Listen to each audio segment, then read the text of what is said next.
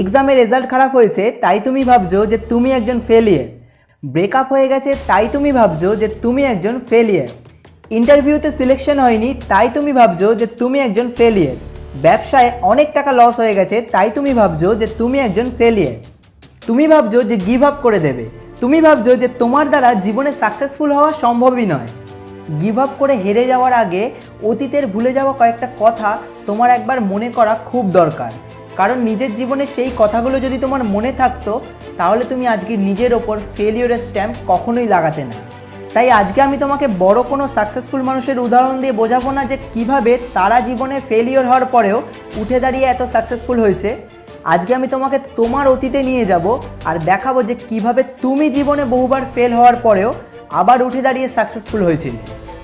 মনে করো নিজের ছোটবেলার কথা, যখন তুমি ক্রিকেট খেলতে খুব ভালোবাসতে।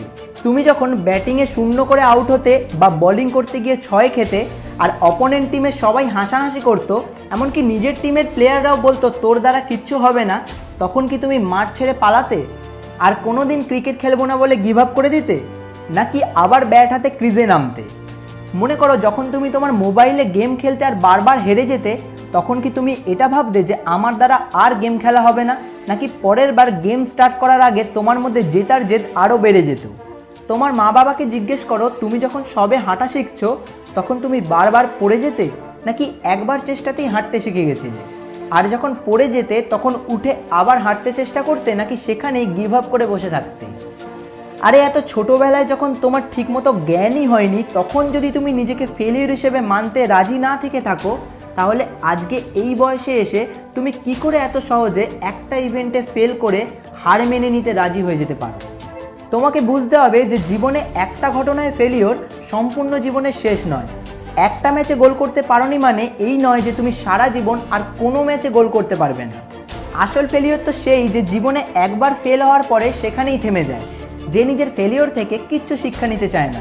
তুমি যদি হার মানতে রাজিই না থাকো তাহলে পৃথিবীর এমন কোনো ক্ষমতা নেই যে তোমাকে সারা জীবন ধরে হারিয়ে যায়।